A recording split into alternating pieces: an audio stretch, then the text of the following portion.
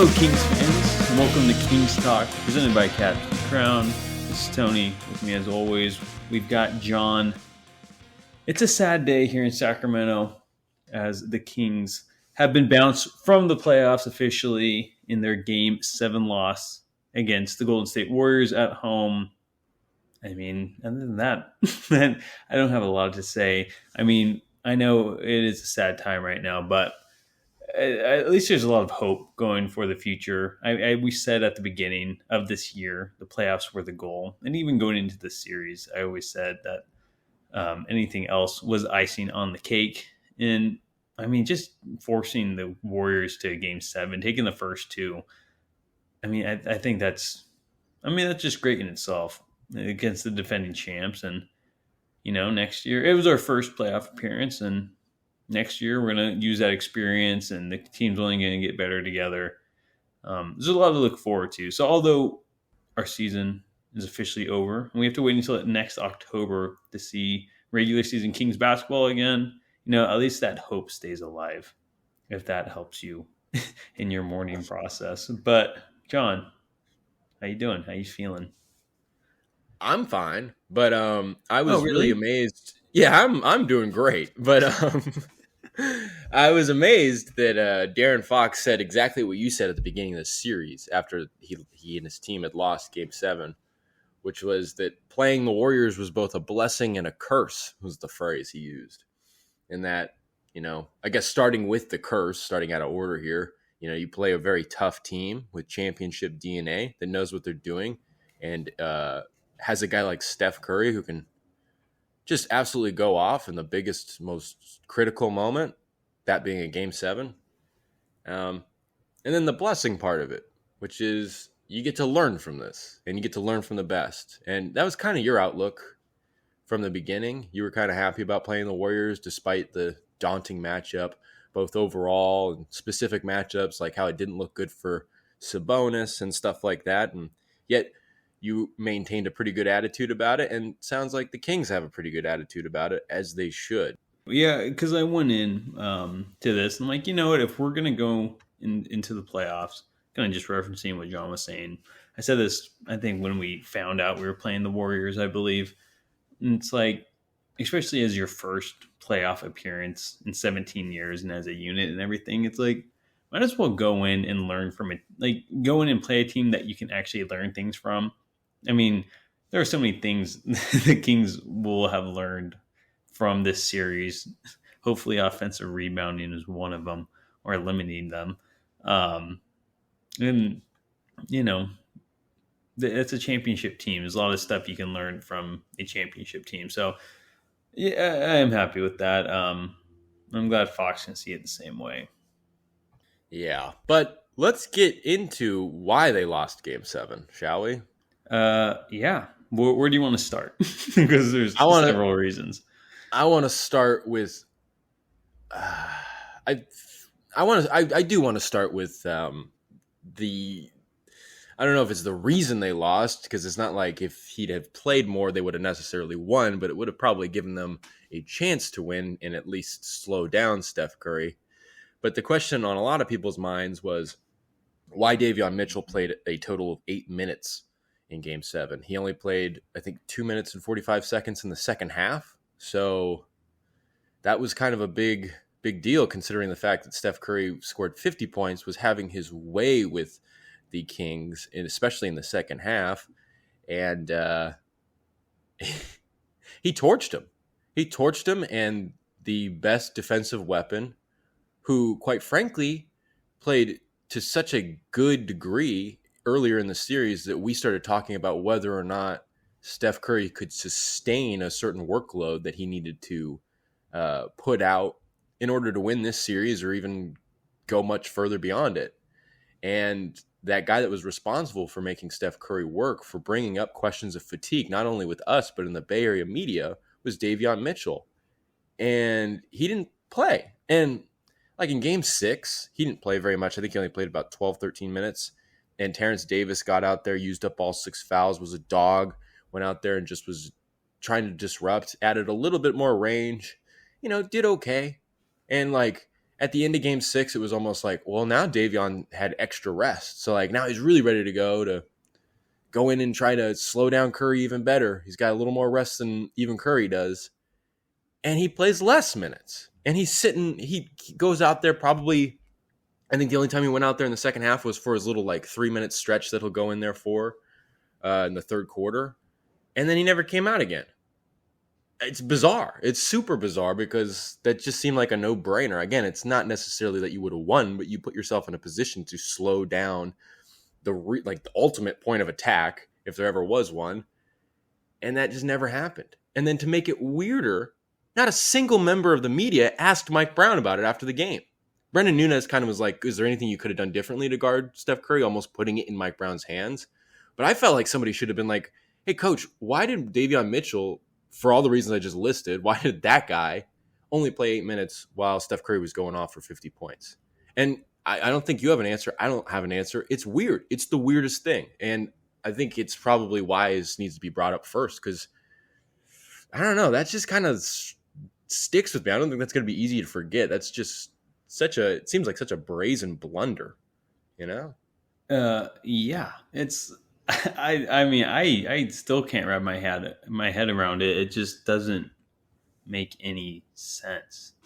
Like, I get it. Like Davis was doing decent. You know, I don't think he was guarding Steph tremendously, but I mean, he was knocking down threes in the first half. Kings had the lead at the first half, but it's like, man, when it really started to get away from him, it's like, okay, like, let's go to Mitchell. But he just never came in, and Steph just, you know, he dropped the most points ever in a game 7. Mm-hmm.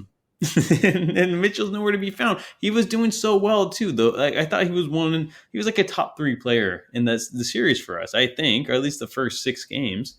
Monk and Mitchell, I think so. I think you're definitely right. Mitch, the best 2-way guy. I mean, he was playing tremendous defense on Steph. I thought so. I think he was scoring the ball pretty decently too. Like, we hadn't really seen him throughout the regular season. I thought he was attacking well. His 3 wasn't great. I mean, no one's was. I thought it was pretty average for Davion. I mean, he did knock some down, which is, you know, more than enough, I think, out of him. And yeah, just like your best defender who had been guarding Steph very well throughout the series so far, gets 8 minutes while Steph scores a record high in a game 7. It just doesn't make any sense at all. Like, is Mike Brown dumb, or was he trying to throw the game? I mean, it's like tinfoil hat at this point, but I'm just like, you trying to help out your old team there, Mike? And why isn't anyone asking? Oh my goodness. It just doesn't make any sense. There's a part of me that's like, okay, people aren't asking because they're in on it. I don't. No, I'm just kidding. I mean, that would be a huge scandal. But you know, I think one of the things that's interesting is a lot of the members of the media, they recognize that like getting this far, taking it to a game 7, like you said, that's icing on the cake, basically. So maybe there's not a huge inclination to press, considering the fact that this team has not done anything for a decade and a half, and Mike Brown has done something incredible by just completely turning the bus around. Like, maybe they just didn't feel the need to press him on it. But even then, that's a sorry excuse. That's just for journalists. It's not being journalists at all. And I mean, I don't know. We don't need to get into whether or not some of these guys are actual journalists or not. But you know, the fan comes out a lot of them, and it did in this series. I don't know if you followed Twitter at all, but yeah, we won't need to name names. But it's just like, get off Twitter. You're a journalist. You're an adult. I don't know why you're getting into arguments with 17-year-olds. Yeah, but fair enough. It's ridiculous. And like, I get it. Like, I don't think Davion Mitchell shot very well in game 5, which was kind of why I thought like, okay, we'll go with a little bit of Davis. But it's like, even Davis in game 7, like I think he went like 3 of 5 or 3 of 6 to start the game. And then he didn't hit a 3 until like the final seconds when the game was long lost at that point. And his defense wasn't even good in game 7. Like, in the first quarter, Curry scored like 8 points off him. And then he was doing the same thing to start the second quarter. And it just makes no sense. It's a huge letdown, and we're not going to get enlightened on it, it seems like, which is a real disappointment. Exit interviews are going on right now as we speak. They're not being broadcast online or anything, so I can't watch them. I'll have to see them later. But I doubt anybody's asking him then. Hopefully they are, but it just makes no sense. Like I said, even if they play Davion Mitchell, they still probably lose this game. Like that doesn't escape me. But it's just like you don't do that. Don't put your best defensive weapon out there for just 8 minutes. And Curry wasn't even out there for all 8 minutes. When Davion first came into the game, Curry left the floor. They'd been doing that a little bit, I think after like game 2 or 3. And so like his 8 minutes weren't even all out there with Curry. And after the game, Mike Brown was like, yeah, like I'll be rooting for the Warriors from here on out. And like that makes sense. And of course, like if he had played Davion Mitchell 28 minutes, you look at that, you don't bat an eye at it. But then it's like, but you didn't play him. You played him 8 minutes and you're saying you want them to win? Like you're just making a bunch of people like speculate now. Not to say that like any kind of theories are true or not, but it's just like, this is not good for optics, I feel like. It just feels like you're driving a lot of fans crazy, it seems. It's just, all you're left to do is scratch your head. And it just seemed kind of like a mistake, like a pretty fat mistake. Shooting yourself in the foot by not playing Davion Mitchell. Yeah, I mean, I don't know if it was the biggest mistake of the game. It was definitely the one that was just the most head scratching of. It's just like why wasn't he out there? It just didn't make sense. Yeah, I don't know. I hope something comes out on it, or maybe I don't think he was hurt. I don't know. No. It's odd. It's just super odd. Mike Brown obviously had a great season. He was coach of the year, first ever to be unanimously voted as such. Terrific season for him. I don't take anything away from it. But it's like that, and then the fact that like when they finally went small in game 6, it worked. And he was talking about it, and this is not far off from his typical way of kind of attributing credit to different people. But also, it's just weird because he's like, yeah, Robbie Lemons, who's the analytics guy on the coaching staff, and Luke Lux, who's one of the main assistants, was, I guess, quote unquote, beating Mike Brown over the head about how they need to play smaller and all that stuff. And then Brown finally relented for game 6. It won them the game. And Chris Biederman, after the game, after the win in San Francisco, asked Mike Brown, like, why were you reluctant to go small? And like Mike Brown didn't really answer the question. So it's like, I'm not saying that like, oh, we need to keep an eye on Mike Brown. We might need a coaching change soon. Like, of course, that's not the idea here. But it's interesting after you kind of get over the Cinderella season, different things come up and things are going to get interesting. And there's going to be things to keep an eye on about Mike Brown. Because it's just the decision not to play Mitchell, the reluctancy to go small, and then having your assistants have to do it. I don't know. It's just something to keep in mind at the end of the day. Of course, Mike Brown's still a great coach. I think it was a great hire by Monte McNair, but there are things to keep in mind now going forward, kind of keep a little list of things that kind of rub you the wrong way. And I feel like these are kind of the first major ones for Mike Brown's tenure with Sacramento. Yeah, just weird. Yeah, I mean, it just seems like bad coaching in the playoffs. It's kind of like the last thing you want to see, really. But those are just two kind of big mistakes, in my opinion. Like took you that long to figure out how to go. You had to be like coerced into going small against the Warriors. I mean, shouldn't that just be a given to a point? I don't know. Yeah, but that's a nice transition into talking about Domantas Sabonis in this series, which it was not pretty for the soon-to-be All-NBA center. Now, to start, we came into this series knowing that matching up with a small team like the Warriors was not going to be easy for Golden State, that they were going to find a way to disrupt him and screw with them. They did it in a way different. I mean, like just looking at the Looney-Sabonis matchup, that kind of went a little way differently than I anticipated. Looney dominated for stretches, both on the glass and as a defender. And I mean, even beyond that, it's just Sabonis had kind of a rough series. I mean, he had he was the leading scorer in Game 7. And as I noted in the recap, I'm like, that's saying a lot, not in a good way. Mm-hmm. Yeah, it really is. And then that concept of going small, maybe this is cutting a break to Mike Brown, but it's also not, because it's just like you have to be a leader at this point and make decisions. And, it kind of helped the Kings' cause that Sabonis was getting beat up in Game 6, got like elbow to the eye. He was in foul trouble. So they kind of had, quote unquote, an excuse to keep their first or second best, part of their cohort of foundational stars on the bench.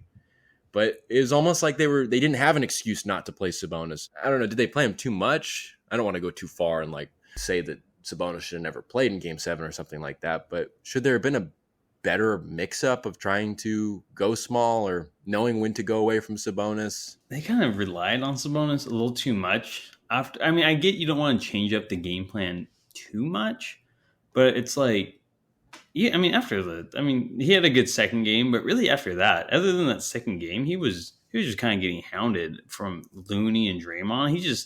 He couldn't do much, and he had a good first half in Game 7, but he just did not have a very good second half, and they just kept trying to rely on him and stuff. And even in Game 6, I texted you. I'm like, I'm happy this dude's in foul trouble. Like, I'm glad he fouled out. Like, I would rather just be small. That team was killing it. Like with Trey Lyles at the center, that was, I think, our best lineup of the whole series. And so I was kind of expecting a lot more of that in Game 7, and it just didn't seem like it ever came. So, it's hard to stray away from Sabonis, the guy who kind of got you there as that third seed, but it seemed like there were better options out there, unfortunately. Playoffs are all about matchups, and we knew this was not a fair matchup. Now, if the Kings would have advanced and gone to go play the Lakers, I have no doubt that Sabonis would have slid right back into normal Sabonis mode against a bigger Lakers team in a situation where he could kind of do what he typically does. The Warriors are a unique adversary to face. There's really nobody like them. Sabonis said nobody plays like them. Nobody's built like them. They're tough. And I don't know. It just seemed like, again, another kind of mistake. You could probably throw this on the mistake pile.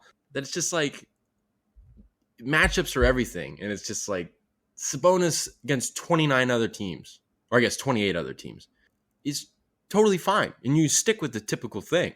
But it's like this, you might want to go different. And like you said, you don't want to go away from the game plan. Having Sabonis in there kept them from going to the game plan. The game plan was to play fast, to keep going faster, to play as fast as possible. And Sabonis was not facilitating that as well. Whereas when you had Lyles as the small five, you spread out the floor, you spaced it out. There's more room to run, more room to get downhill.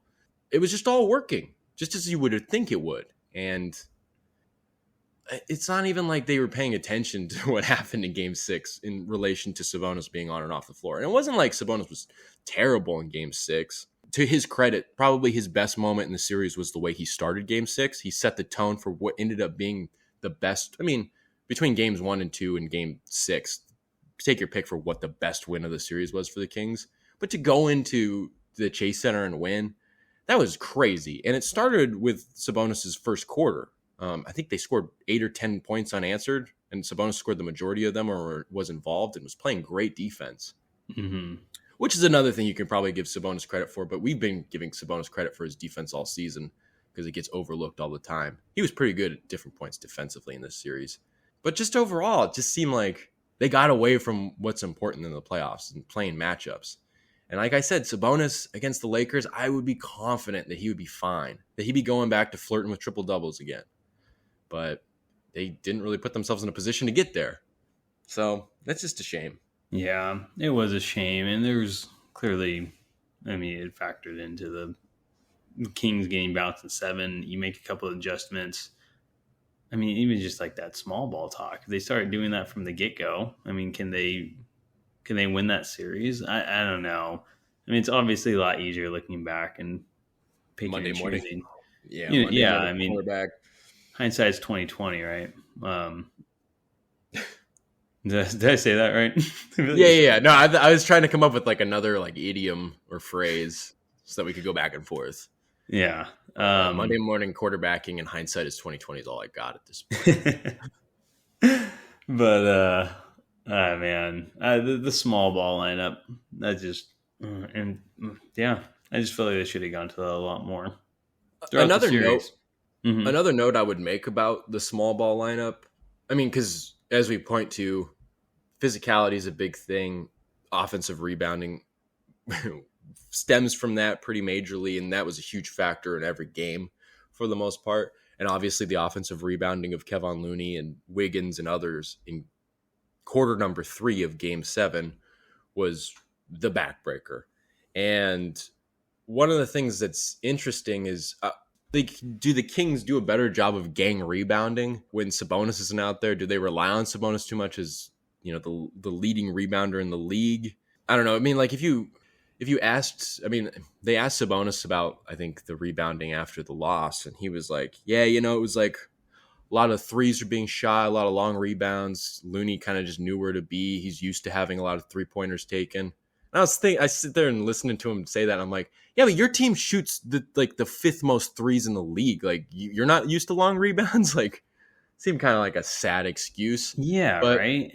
But I think that was him covering for the fact that it's like his teammates had been saying all series, like we need to help Domas out. Like you cannot put Sabonis in a one-on-one situation with Kevon Looney. Yet he was in a one-on-one position trying to box out Kevon Looney the whole game. And no, he couldn't do it, but that was not a secret at all during the series. So I almost feel like maybe because the gang rebounding was kind of was a bit of a letdown. You could hear Jeff Van Gundy and Mark Jackson kind of say, they were kind of bickering about whose fault it was with the offensive rebounds. And I think Van Gundy was saying guys aren't coming down from the perimeter, which I thought was true. It almost felt like by having Sabonis out there that maybe, and this tendency is not like totally lost on this team. It's happened throughout. I mean, hence why they lost so many home games. There's kind of a tendency of this team, and I think it comes with the inexperience, to kind of expect certain things to happen. And maybe that kind of played into it. I don't know. Man, we talk a little bit about that offensive rebounding a little more. I mean, that thing just plagued us the whole series. And it kind of seemed like it went back and forth in the games. Like some games we did really well on the offensive glass, and some games Looney seemed like they were just all went straight to him. Even that Game 7, I'm like, how are they getting this rebound? It just seems like it's going right into his hands on some of those long rebounds. There was even a play, and it wasn't Looney's offensive rebound, but it was that third quarter. Andrew Wiggins went for a dunk, and it just went straight up in the air into Steph's hands. I'm like, yeah. They had 3 or 4 on one possession. Yes. That was ridiculous. And you could hear the crowd too just go, oh my God. They're in agony. Oh. It was tough. That was those offensive rebounds. And I mean, in that third quarter, they had 13 alone, I think. And Looney had 10 of them. Jeez. Yeah. I mean, that's in the end, lost us a series. Yeah. If you want to say that. I mean, the offensive rebound could have been so much better. And the Warriors are just giving they were getting these offensive rebounds, but then just missing every free throw that they were given to that same quarter. Yeah. And we still were down by 10. The offensive rebounding. But it was so funny because that small ball lineup, I mean, obviously, I don't think Looney was out there against the Kings during that small ball lineup, but they were not giving up many offensive rebounds. I think they were getting offensive rebounds. And that's what I'm saying about the mindset of playing small. You kind of all pick up your own responsibility about getting down, getting a body on somebody, crashing the glass. I just felt like that kind of psychologically had to play into things. Almost keeping Sabonis off the floor helped your rebounding in a sense that now the 5 guys out there amped up their intent to go grab that board.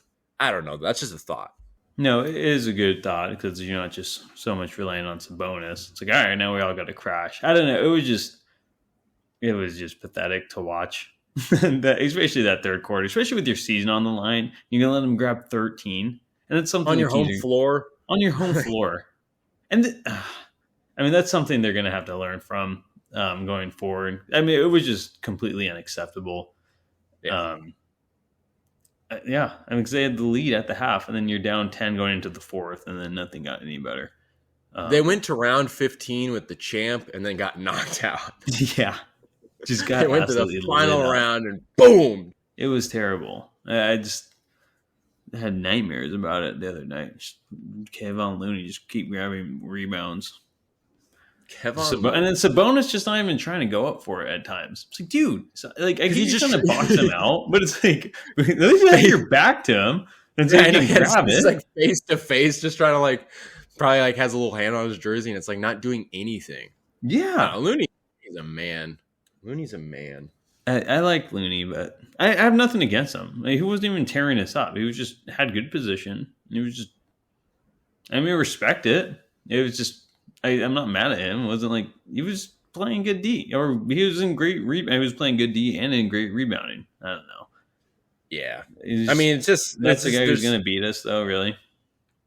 Yeah, it's disappointing. The Kings will definitely have to work on it because you talk about the things you can control. That is a little something you can control. You can't necessarily control Curry. I mean, 50 points is kind of extreme.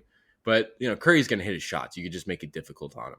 You can control what happens on the glass. You don't let somebody a team get 13 offensive rebounds in a quarter just to totally hack away at you, just cut you down at the knees. I mean, like the Kings after that quarter were like the Black Knight and Monty Python and the Holy Grail. Yeah. All the limbs are gone. Hey, come back here. Yeah. Are we going to fight like men? Come on. It's like, nah, dude.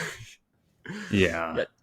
Man, that's rough. But we kind of hinted at it there. I mean, another thing that's interesting is, the Kings left a lot of wins on the table at home, and they ended their season by losing 2 games on their home floor. I hope that they've learned that you got to take care of business at home. I hope that ups that urgency a bit more because you had home court advantage and you earned Game 7 on your home floor. And it's like valiant effort. I don't take anything away from these guys. This is obviously, like De'Aaron Fox said, a building block towards something greater. But it's like, you did have Game 7 at home and you lost. At home, dude. Yeah. That was the loudest fans in the NBA. Everybody's saying it. Everybody's talking about how dominant this home court advantage is. All right. And for what? Yeah, to get absolutely just blown out. I mean, that was the one optimistic, like the one reason I had optimism that the Kings could win the game, win this series was that they had home court. That was, and to give myself credit, I'm like, they're winning this game. This series is going 7 games. I don't care who. I remember going into Game 5. I'm like, I don't care who wins Game 5. Like, this series is going 7. If the Kings win at home in Game 5, Warriors probably win at home. If the Warriors steal one like they did, I had a feeling the Kings were going to go out and steal one right back. Game 7 was always kind of up in the air for me. But it's like, you're at home. Loudest fans, and it's like they have to do much better at protecting home court. I mean, they weren't really good at it all year. And boom, it shows. I mean, you almost wish they were in Golden State after that loss. Like, come on. It's ridiculous. It's awful. Yeah. Yeah, and it kind of plays into that other thing that we were talking about, that it probably comes from an experience being youthful, but it's like sometimes you get the sense that the foot gets taken off the gas pedal, whether it's having Sabonis in the game thinking he's going to rebound or being on your home floor with the crowd cheering and kind of uplifting you, kind of expecting those things to take you over the hump. And hopefully this was a lesson in that as well as other things that, it's on you at the end of the day. So I don't know. The home court thing is so interesting because as good as they played this season, it's like there's so much left to be desired on the home floor. I mean, they lost so many close games at home. And like losing for the offensive rebounding just made me think of like the loss to the Suns in November when offensive rebounding just totally killed them. I don't know. Like, I remember that game. Different games. I mean, like the Kings did a pretty decent job, not to like venture too far back to the rebounding. They did a decent job like rebounding and preventing teams from doing that. I mean, I think for a good stretch of the season, they had a pretty high defensive rebounding rate and limiting offensive rebounds to their opponents. But there would always be those games where teams would just come out and wreck them. Mm-hmm. And maybe that plays into that, like, expecting things to happen or, kind of letting your foot off the gas. But that notion itself is really embodied well with how they play at home sometimes. So that'll be something to look forward to next season, I guess, to see if they can improve their win total at home, which I think should be a major goal. Because it's going to be hard to improve it's going to be pretty hard to improve your win total on the road. That was pretty freaking good. Like, damn. Yeah. I mean, they had the best, second best road record in the league, I believe, and first in the West. Mm-hmm. And you're very happy with that. But yeah, the home, it's just no excuse. You should always be playing better at home. You have the fans behind you. It's going to be a major, one of the bigger things that they're going to have to work on. You said it. I did. Take advantage. That's right. I guess we're not really done with Sabonis, I guess. We talked about Sabonis and Looney, but some more stuff developed on the Sabonis and Draymond Green front. I think as many people know, Draymond Green had very kind words for De'Aaron Fox. And I have to say, personally, watching De'Aaron Fox and Draymond Green kind of like, not necessarily bicker, but they were like pleading their cases demonstratively, but with respect, and the way that they would kind of engage with one another between plays, it really warmed my belly, because it's just like, man, these two guys just want it. Like, you could feel it. There's like a mutual respect there. And Draymond Green kind of articulated that after the game. He's like, quote, "I've been in a lot of playoff series against a lot of different guys, and if I'm honest, you leave most with less respect for a lot of guys, whether it's how they act in the moment, how they step up in the, to the pressure. I've lost a lot of respect for guys over the years in the playoffs. And then there are some that you gain respect for. There are some that you see and they're cut from the same cloth you feel like you're from. And Fox is one of those guys," end quote. And he said that, and I was like, wow, that's cool. And like, I wouldn't have expected anything less. But then also I was kind of like, wait, lose respect for guys? I'm like, he's probably talking about like people like Dylan Brooks and stuff like that. And maybe is he talking about Domas at all? Well, lo and behold, Draymond Green, as only Draymond Green can do, recorded a podcast episode sometime in between this morning and the win yesterday evening, and said that he didn't like the fact that Domas Sabonis didn't shake his hand. Now, of course, as everybody saw, there was a lot of love between the two teams after the game, which was cool to see. It was awesome to see it such a hard-fought, fun series to watch and see the guys kind of come together and appreciate that and see it the way we all saw it. But I guess Sabonis didn't shake Draymond's hand. And he said, lost a lot of respect for Sabonis. You don't shake hands after you lose. I don't respect that. And he talked about how he left the court when they lost Game 7 of the 2016 finals. And he said that he went to the locker room and said that this doesn't feel right, walked back on the court and showed everybody some love. He said, "You lost, deal with it, pay your respect. That was whack to me.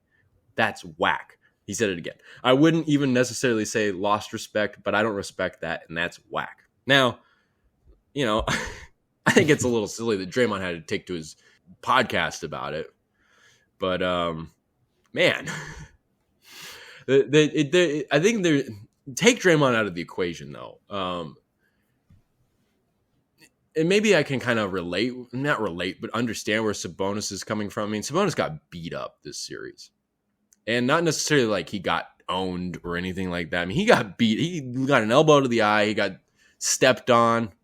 I don't think that was ever going to hurt him. But, he was battling the whole time and doing his best and all that stuff. There's a respect for Sabonis. I mean, I think throughout the whole series he kept fighting. But, I mean, you can see Fox is relishing all this opportunity.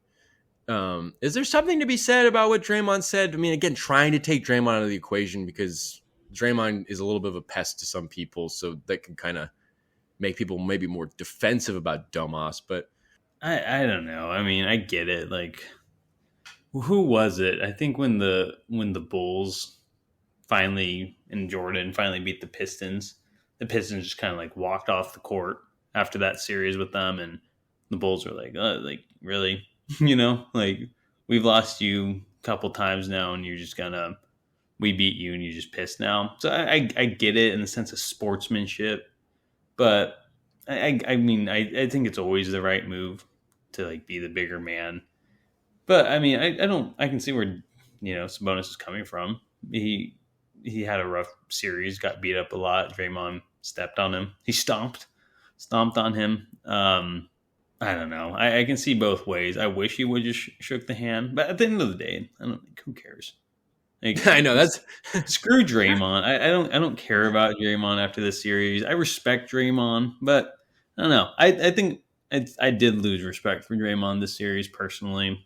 So I'm like, I don't really care what Draymond says, to be honest. Like, sure, like he could have been a bigger man and shook your hand, but I don't know. Sabonis kind of got the short end of the stick all series. He probably just want to get out of there, and probably not see the guy who stomped on him. It's hard to blame Sabonis. First of all, it's not like Sabonis went to the locker room. I think he was probably showing respect to other guys. I think it was just like personally didn't go up to Draymond or shake Draymond's hand. Because I don't think Sabonis like stormed off the court or anything, so I don't want to give off that impression. But I don't know. I almost just feel like this is just Draymond just trying to kind of get in people's heads. It's a constant thing with him, Yeah, it really is. I think the way Draymond sees it is it's like, I'm just doing what I do out there. And, Sabonis, he was doing what he did, and I felt like he got treated differently. And maybe he did, maybe he didn't. And that's maybe talking about the refs more than anything. But I don't know. It's weird. I don't really know. I agree with you. I don't care about this either. Draymond's going to do what Draymond does. Sabonis is going to continue doing what Sabonis is going to do. It really doesn't matter. And it shouldn't take away from the sign of respect that seemed like 99.99% of the other participants on both teams had for each other. So, I don't know. It's more of a distraction than anything. And probably shouldn't even be something that we focus on much longer than this. But it was interesting. I thought it was funny because I was thinking after Draymond said that about Fox, I'm like, ooh, boy, is he about to say something about Sabonis? And he didn't. Saved it for his podcast. Of course he did. Which I'm just like, what? Man. I know. When does this guy have time to record? I don't know. He's a dad. Like, you're a father of like children. And I don't know. Maybe he has a twin brother that just does all the. Does he? Yeah, it's just got Draymond and Traymond. You're lying. No, I'm just kidding. Yeah, of course. I'm like, I've never. Well, then you said Draymond. I'm like, all right, he's a liar. But then I'm like, wait, does he have a twin brother? That'd be crazy. You made me question it for real. Dude, what's up, Draymond? Traymond? Trey and Dre? Trey and Dre, baby. So I think a question I have, and I think I know the answer to this. So I'm just going to, if we're taking Fox out of the equation, we're just looking at the Kings for this playoff series. Who is I guess it would be behind Fox, who's the second most valuable player in this series? I think we can both agree that was Malik Monk, right? Yeah. Yeah. If Mitchell played Game 7, I honestly might have said Mitchell. I was impressed with him all the time. Malik Monk had some really big games, which is hard to overlook. But he also had a couple of games where maybe it was just one game. Game 3, pretty slow, and then Game 5 at the end, he was the one that kind of warranted that. You got to stop dribbling into guys from Mike Brown, that comment. Yeah. So, it wasn't perfect, but. No, but it was Malik. I mean, he had that huge Game 1. Game 2, I think he had like a solid game. He didn't score 32 off the bench, but I think he scored like 18. And then he had even that game, what was it, Game 5, I think. Like, so when Fox, his finger really started bothering him, and the Kings lost this game anyway, but he really took over at the end to really try to give the Kings the win. In Game 6 as well, he scored, 24, I think. Mm-hmm. He was great in Game 6, yeah. He this is exactly what you needed from him. He was great. We talked about earlier this season when he was really kind of making that first surge and push for like 6th man of the year recognition. And we were like, wait, is Malik Monk the third best player on this team? And I couldn't help asking that again, because it's like, when you get into the playoffs, things are heightened. You kind of start to see things in a different light, and you see who steps up when those lights come on. And a lot of guys stepped up, like you were saying, Davion Mitchell stepped up. Trey Lyles looked like he belonged there. You could go down the list. There were a bunch of different. Keegan Murray really came into his own. But it's like the way Malik Monk, I mean, like when the Kings won their 3 games, Malik Monk was a huge part of all of them, And I just couldn't help asking, like, is Malik Monk the third best player on this team? I mean, I don't know. Maybe if he wasn't so streaky. And you know what? Maybe that's why the Kings lost the series, because you know who should be their third best player? Should be Harrison Barnes. That's right. And I mean, he was terrible. And you even maybe want Huerter being your third best player. I don't know. He was at the beginning of the year, kind of fell off quick after that. But I mean, you probably want your 5 starters to. I mean, I get it. The 6 man's its unique role, and Keegan had a good year. But I mean, you kind of want Barnes or Huerter to be your third best player behind Fox and Sabonis. Just in general, I know not. It was Fox and Malik in the playoffs, and that's why they probably lost, because I mean that's another huge problem. I don't know, to change the subject, but Barnes and Huerter were absolutely terrible, and those are the guys with the more like actual playoff experience. Yeah, Barnes hadn't been in 7 years, it felt like, which actually might be true, but man, him and Huerter are the guys who had been there and done that before. And Huerter was, I think the last game 7 he ever played in, he scored like 28 points. And man, those guys killed us. Frustrating, really. It brings up questions for Barnes, I think, personally. Do you try to sign and trade him at this point? I mean, of course you try to keep him, and this is more of an off-season question, but it honestly already got me like thinking, like you can't have Barnes performing like that. I get it was one series, but it was 7 games, and he had, I think, 1, maybe 2 good games, but when it really mattered, he was not there. Mm-hmm. I think, like, outside of a few dunks in the series, including like the first score, was it the first score of Game 6? I think it was the first score of Game 6 and of like Game 2, honestly. Yeah. And that was like it, I think there were a few times was it Game 5 where he kind of did that, like, let me get to the line and set us on the right track kind of thing. I think he had those kind of moments. That was Game 5, yeah. But like never to a degree where it's like, okay, there's the veteran presence. Now, of course, I don't want to take away from anything he was saying in the locker room to support guys. I'm sure that is invaluable, but it's like, you're getting paid how much? You're the starting. You're supposed to be the third best player, like we were saying. Yeah. So, and I agree, like, not to get too far into the offseason, but it makes you think. It casts doubt for the first time. The argument that you and I had been kind of lingering on was, it's like, you have to think about keeping Barnes because he is that veteran presence. He's actually very important to this team throughout the regular season. And also, probably more important than anything else, who else are you going to get to come start on the wing for you? Yeah. It's very limited. But it's like, now you see that. Well, now you kind of start thinking, maybe we have to get a little creative there, because you're talking about a team that really wants to stay together as far as we're concerned. I mean, again, exit interviews are going on as we speak, and just from James Ham's Twitter, what do you call that? His tweets? Is like a dashboard or like his home? Whatever.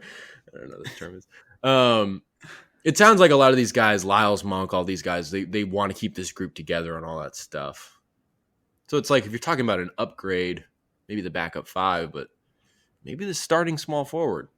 I don't know. You don't want to like start thinking about that too much, because you don't want to take Barnes for granted, especially given the fact that there's not a lot of readily available options to replace him.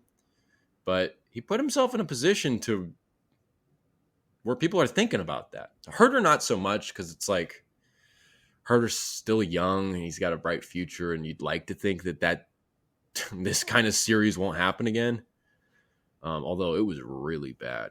Yeah, it was. That was like really bad because it's just like, ugh. And it's like you said after game, was it game 6 or game 4? Whenever Murray broke out, and it was just like, you're gonna let the rookie do it? Yeah, exactly. You're gonna let the rookie power through the aggressive DHO defense that the Warriors were doing? You're gonna let him be the bigger aggressor to counteract that? Yeah, exactly. And Murray turned. I love Murray, and it's like awesome, and I'm happy for him. And if it's like Barnes and Huerter, like that didn't motivate you after seeing Murray turn things around so quick as his first playoff in his first ever season. Oh yeah. Man, brutal. Well, I mean, you said it too, and I was thinking about this earlier. This kind of relates to Barnes, and it's not Barnes' fault, but that game 4, like he makes that shot, we win the series. And I think you said going into that game, it's like, yeah, it kind of feels like this is the game. Whoever wins this game wins the series, and you said it because I agree. If the Kings go up 3-1, I mean, it'd be hard not to imagine that they win that series with 2 games remaining at home. But no, the Warriors won it, and the Kings had a chance to win it, but just so many little things looking back at, and like what could have been. So close, such a thin margin at the end of the day with the 7-game series. You really, it would be impossible to ignore the down performances throughout the 7 games from who are supposed to be your like 4 best players, you know? Yeah, exactly. It's rough. It was really rough. So yeah, maybe Monk is the 3rd best player, but that's not what you needed. No, not at all. But you take your hats off. I think I did say going into this, I'm like, I could see Monk living up to the moment. It just seems like a guy who would excel in the playoffs, and it was awesome to see. It's crazy. Playoffs are funny. I mean, the game 1 was 2 Saturdays ago.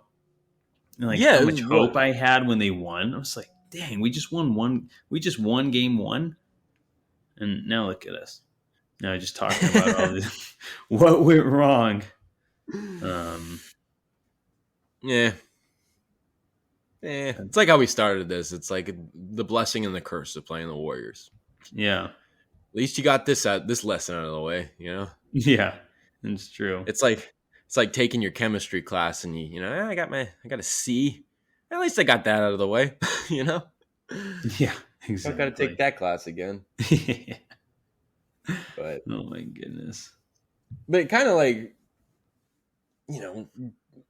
2 guys that were a bit of letdowns. I mean, we've kind of already talked about Davion a little bit, but to center on Keegan Murray, we were saying it at the beginning of the series that he's going to come around in this series. It's going to take 3 games, maybe 2-3 games, and he's going to figure it out. And that happened. And then we were talking about how big that would be for his 2nd-year jump. And I think up there with Davion, but even more so for Keegan Murray because he's going from year 1 to year 2, which is such a stark difference. Because you've been there, you've done it before. You've gone through the whole process of being an NBA player for a year. Go ahead and get ready for year 2. How pumped are you for a year 2 jump for Keegan Murray? I'm pretty excited. First rookie ever to score 200 points, 200 threes, to make 200 threes. First one ever, 200 points. He had such a good rookie season. It's kind of like how I was excited to see Halliburton's 2nd year. Hats off to McNair for just being a great drafter, because he is. I was excited for Tyrese, and look at Tyrese. He's an all-star. Murray, I think he can be the same. He looks like a rookie out there at times, but he also it was nice to see him overcome those first 2 games, or first 2, right? Game 3 had a good game, I think. I think game 3 he hit that 3 like in garbage time. Okay, you're right. It was game 4 then. Yeah. And it was like game 3 sucked. You're right. That 3 in garbage time is like, oh, he saw it go down. Like, is that going to help him? And it's like, yeah, of course it is, and it did. Totally. Yeah, it was great. Yeah, you're right. he's going to be a good player in this league. He's going to be a key component to this team going down the line. Maybe there's going to drop. I kind of want to see him like drop plays. I always hear that like he was really good in the post in Iowa. So I'm like just so interested to see him because he's never in the post. And I get it. Like there aren't really plays drawn up for him and he's meant to be a catch and shoot guy, but he kind of showed off that he can create shots. He kind of went to that floater, I feel like, in game 7. He was actually doing pretty well in game 7. And it's like I want to see him create his own shot now. Because, he obviously can't be a star unless he's, the next Klay Thompson. But even Klay could score on his own by just being a catch-and-shoot guy, right? And there's more to Keegan Murray than just sitting in the corner and shooting, although he's really good at that. I'm just interested. I'm ready to see this kid's growth. And it's nice to have a good rookie and be a playoff team, right? So it's usually one or the other. This guy, we're a good rookie. We'll be good. And he'll bring us to the promised land. But it's like everyone's like, we need that big 3. Well, it's like maybe wait a year or two and we might have that with Keegan Murray for real. Like Keegan Murray might be a force.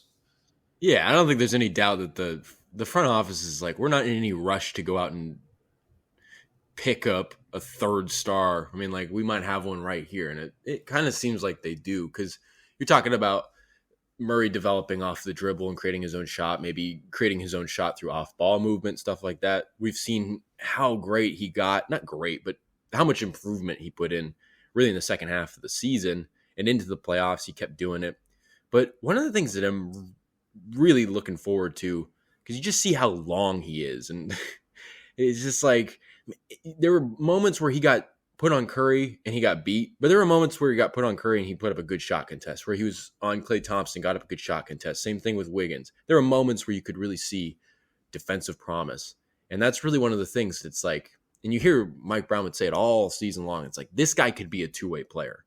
He could definitely be a 2-way player. He's got all the physical skills. He's got all the abilities, just needs to tie it together. And so I think in that year 2 jump, not only being that confident player that can do more than just catch and shoot, but it's like, take that step up on the defensive end, really like put yourself in a position.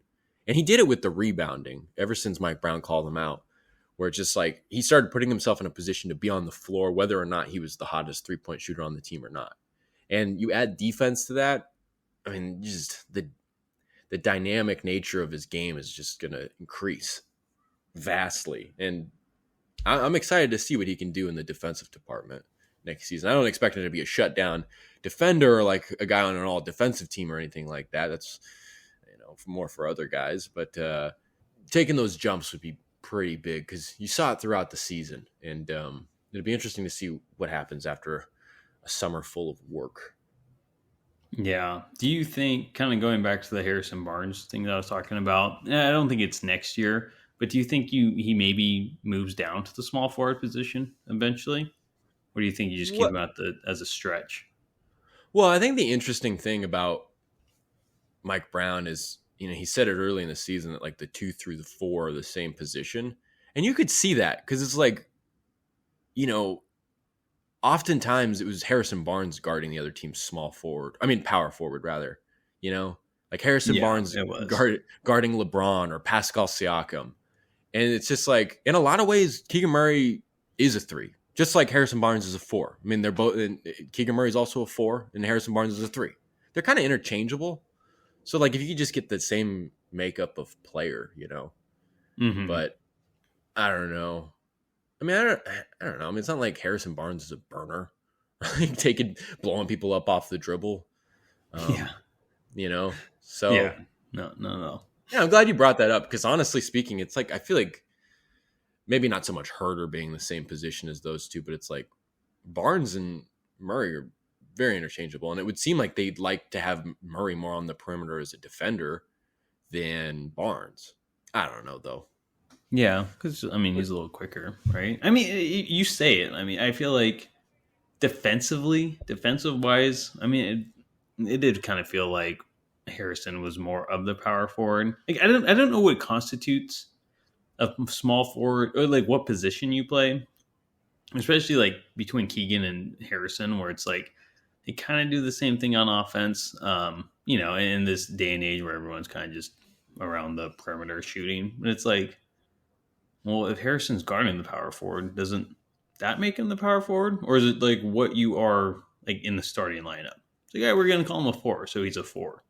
I don't know. It's sometimes kind of weird to me. I think that's what it is, and I just think that that's kind of the conundrum of the history of 5 positions in basketball to kind of the current moment where there's more like 3 positions in basketball. Yeah, you have the you have the 1, you have the 2 through 4, and then you have the 5. It kind of feels like that, and in the way the Kings play, the way Mike Brown wants them to play, coming out of the Warriors, which revolutionized the game, it makes sense that they would kind of go with that, I guess, for lack of a better way of putting it, modern look. So it's interesting. I don't know. Also, just by putting Barnes as the 3, it's just like he's been a 3 his whole career. I don't know. It's kind of frivolous. They're kind of interchangeable. So it's like, I guess in that sense, looking forward to the offseason, if they were going to look to replace Barnes, I guess maybe does that open the window for who you're looking for? I mean, I don't really think it does, because I think they still look at everybody as kind of the same, position. Mm-hmm. I mean, you kind of have to. Yeah. I don't know, though. It'd be interesting. Yeah. But that's one thing that Keegan Murray is, though, is he's versatile and he's an intriguing product going forward. And I don't have any doubt that, much like Halliburton, like you said, that this guy's going to one day be an all-star in the next 3 or 4 years. Hopefully sooner than that. But yeah. I don't know. And you just have to be proud of that guy, because it's just like, it'd be so easy for a rookie to just be like, yeah, I'm a rookie. I'm supposed to suck. It's just like kind of like give in to the struggle. And it's just like he overcame it. And we are not surprised by that, obviously, but it's just like to actually see it done. It's like this guy. And he was just also just about his rebounding. He was such a great rebounder in this game. He had a double-double, in game 6? He did. He was awesome. He was awesome. He really was awesome. I love Keegan. He's going to take a huge step in his second season. Yeah, he is. Maybe he'll be our 3rd best player next year. I mean, like I said, it seems pretty undeniable at this point that McNair at least envisions it being that way at one point soon. So next year would be great. Yeah, I know. It'd be great. Sabonis' contract year. Don't mind. Ship him off to the Shanghai Sharks. Bring back Jimmer. just swap him. How old's Jimmer now? Probably 35. Don't say like you didn't know. No, I'm just kidding. No, I really should. So, he came in. I think we drafted him in 2010, and he was probably 22, right? Because he was like a senior out of BYU. It's 13 years later. He could still be in the league. Totally, man. A guy like that. I saw Jimmer play against us when he was on the Suns, and he was on the Suns for like a 10-game or a 10-day contract, and he was playing the Kings, and I'm like, I got to go. I saw him. I had my Shanghai Sharks. For those of you who don't know, I'm a big Jimmer fan. Wait, do you have a Shanghai Sharks Jimmer jersey? Yes, I do. Legit jersey or like a jersey T-shirt? No, it's a jersey. Wow. How did you get that? Did you get that from like ShanghaiSharks.com? I don't know. My buddy got it for me. If that makes nice. It makes me any better. I didn't actually buy it. So, yeah, everybody's kind of like, all right, I didn't lose that much respect for Tony. And I was like, man, I don't know how, but I got down to like the tunnel. I'm like, Jimmer, sign my tee. And he just like looked at me. He's like, gave me a thumbs up. I was like, I was like, fuck you, dude. I don't think I've heard this story. Wow, that must have demoralized you. I'm just like, dude, it's a Shanghai Sharks, your jersey. You won MVP here last year. I have a Jimmer Kings jersey. I don't know. I feel like the Shanghai Sharks Jimmer jersey would be kind of cool. Or like a BYU. The Kings one would be like, all right, cool. Actually, now that we're talking, I have a Jimmer. I have a Jimmer signed, like, it's a Jimmer talk now. And it's just like right in front of me. My dad gave it to me. He was like cleaning out my room. He's like, I found this Jimmer autograph. I'm like, oh yeah, thanks. So didn't you go to meet him somewhere, like a meet and greet? Yeah, I met him at like the El Dorado Hills Town Center, and I got his signature on a ball, and I have that like on my like mantle, of course. But that's right. Yeah. But then I think they were giving out people like pieces of paper. They were like fancy paper with like a border, and it's like said Sacramento Kings. It was like an autograph paper essentially, and I think my dad got it signed. He's just like, you can have it. It's like either you take it or the trash guy is. So, but it's just like in my room right now. I don't know what to do with it. Is it too much if I have 2 Jimmer autographs from the same day hanging up on my wall? Not when that stuff's gonna freaking go up in freaking value over the decades. Exactly. You know, I mean, especially if like I don't know what the Chinese league's called, but if like that gains more recognition, that's gonna be historical, man. That's very true. He was an MVP, the CBL, I believe is what it's called. That's like so MVP. That's like the equivalent of name any great NBA player ever. That's one like MVP. Nikola Jokic, LeBron James, Kobe Bryant, Michael Jordan. I went to Wilt, like the biggest. Almost the opposite of Jimmer for that. Physically, yeah, I don't know. In greatness terms, Jimmer might have the edge. Honestly, given his college career, yeah.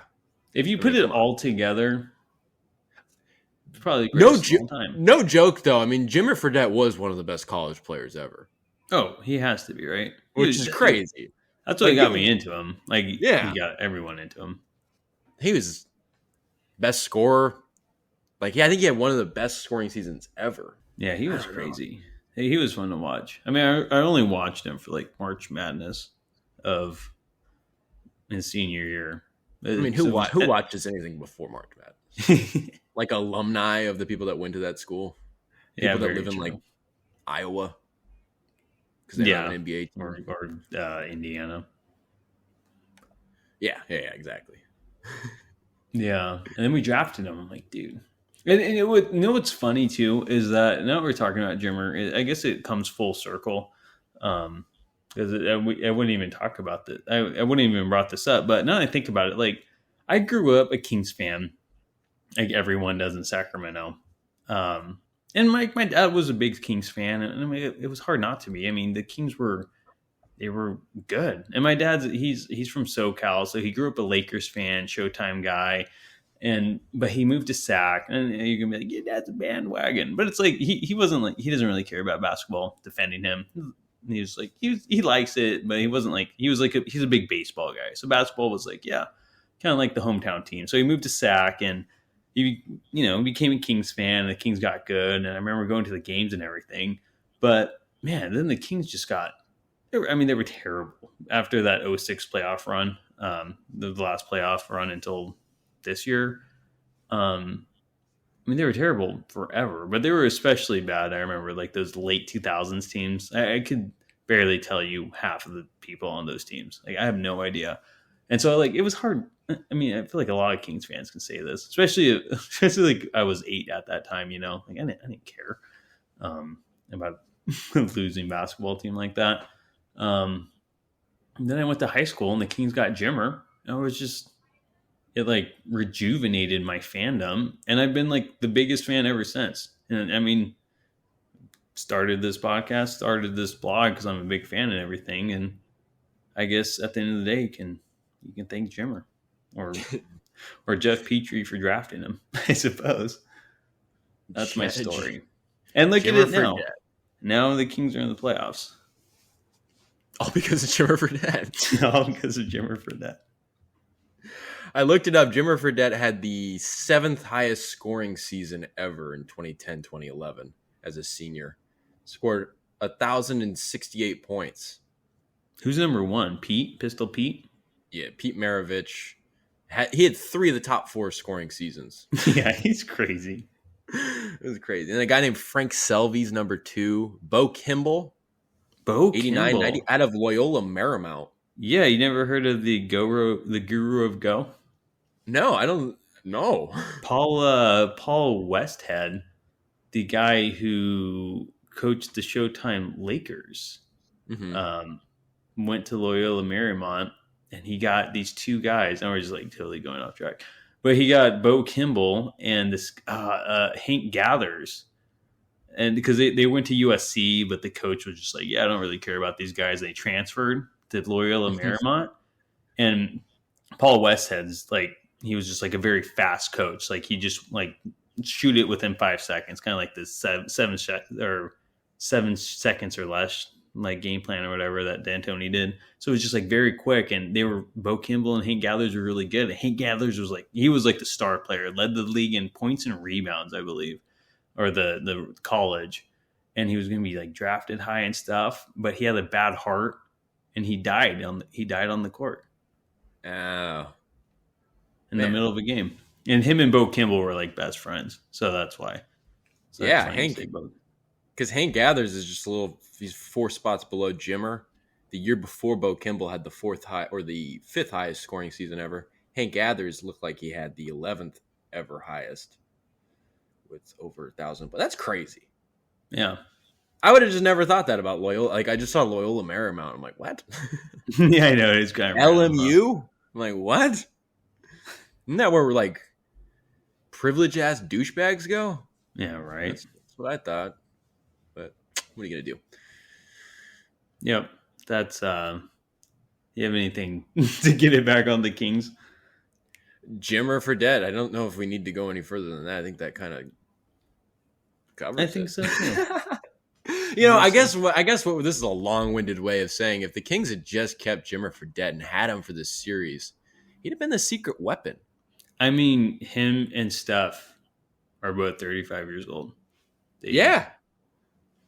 Who's to say Jimmer wouldn't have taken down the Warriors dynasty if he had just been given a larger role instead of Isaiah Thomas? He could have 4 championships.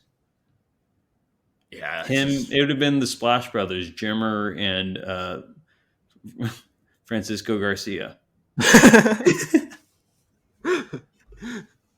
Oh, man. That'd have been something else. I know. Him and Tyreek. Him and Marcus Thornton, the Bayou Bomber. Little buckets. Whenever I think about the kind of dreaded years, I don't know, I always think of Samuel Dallenberg, even though he wasn't in Sacramento very long. I don't know, I always think of Samuel Dallenberg.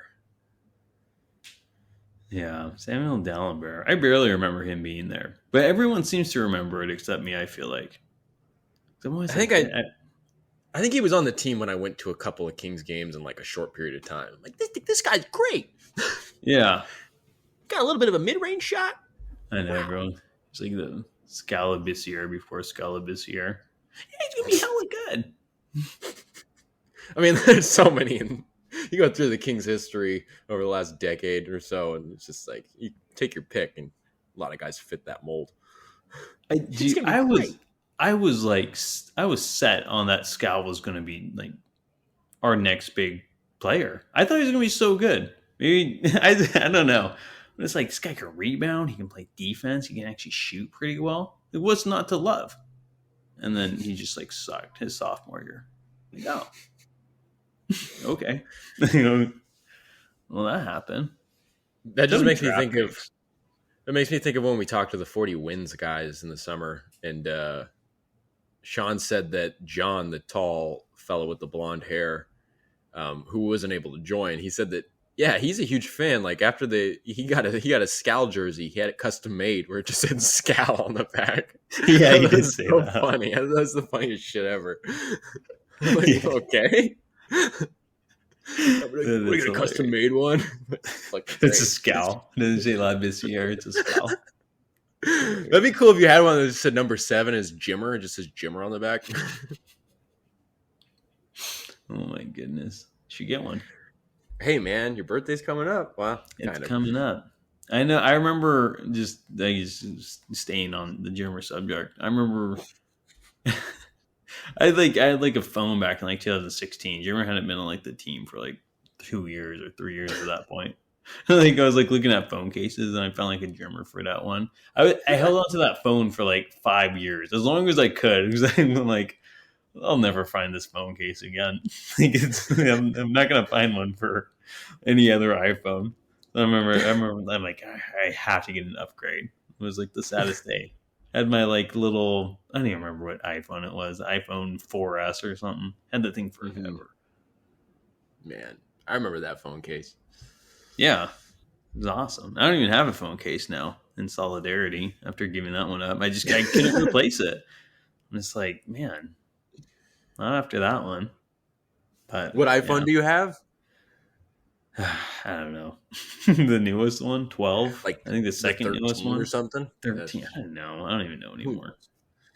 They don't make Jimmer cases in that size, I guess. Let me look. I don't even know. I guess I haven't even looked. It was just like him on the Kings. I'm like, this is awesome.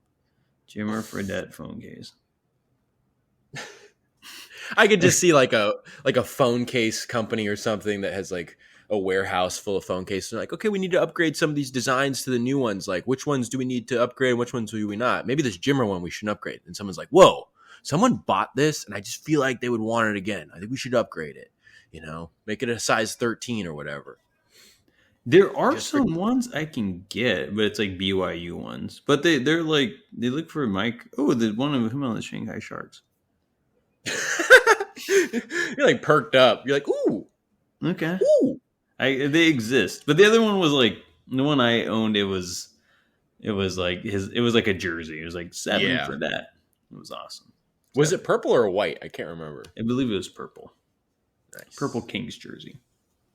Purple Kings jersey. Yeah. Sad day. But for all of you who are still listening, I don't know. I don't even know what to say. Usually I end it with like, well, the Kings got a game tomorrow. They got a game tonight. But no, I guess the next big thing is the draft, I suppose. So, but here we are. The off season. I really wanted the Kings to win. The only reason I wanted them to win, not just because I love the team. I just like, man, I just want basketball in May for once. It never happened. So, it was April 30th. We were one day off, but it was nice to have it. Even just 7 more games this season was nice. But no, we got that long off season ahead. Draft, summer league, and then eventually we'll be back. So I don't know. I don't have anything else to say. And great season. Happy to, like they say, it's cliche. Don't cry because it's over. Be happy that it happened.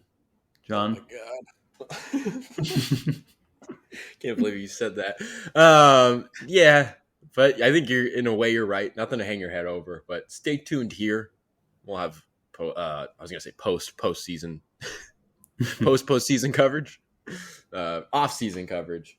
So, yeah, it's that time of year. But that's about it. I guess one question I have is, yes, who's going to win the Western Conference Finals in your opinion? Suns. Really? Yeah. No, I don't know. I don't know. I don't know. I kind of got a thing. I don't know what it is. I got a thing for the Nuggets. I'm kind of just hoping the Nuggets win because it's just like I feel like everybody's just like everyone's hoping. But I'm like actually kind of rooting for them because it's just like everybody says that. It's just like, yeah, no, I don't believe the Nuggets. They were the first seed all year long. Like, yeah, fuck them. They're not good. It's like, I don't know. I'd like to see them kind of overcome that. Let's see if they can. I mean, there's a difference between I would like to see and who I think actually will. Okay, that's fair. Who I actually think will. I don't know. I still feel like the Nuggets can beat the Suns in the series, and I feel like I don't think the Lakers are going to go to the finals, and I don't think that I don't know if the Warriors have enough in the tank. We'll see. I've said that before. I don't know. I don't know if the Warriors have enough in the tank either. But by process of elimination, I almost feel like Denver can do it. So I kind of want them to, and I almost do think they will. But we'll see. I don't know. I'm going to probably eat my words on that one. The Suns will win the next 4. Yeah. Suns in 4. Suns in 5 now, though, right? Yeah.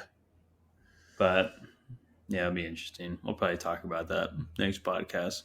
Well, wherever we're going to find to talk about, I suppose. We'll have stuff to talk about for the next couple weeks, but there will come a point. where it's going to dry up a little bit. Yeah. Especially considering the fact that there's really not a lot to talk about with the draft. But yeah, having the 24th we'll see. pick.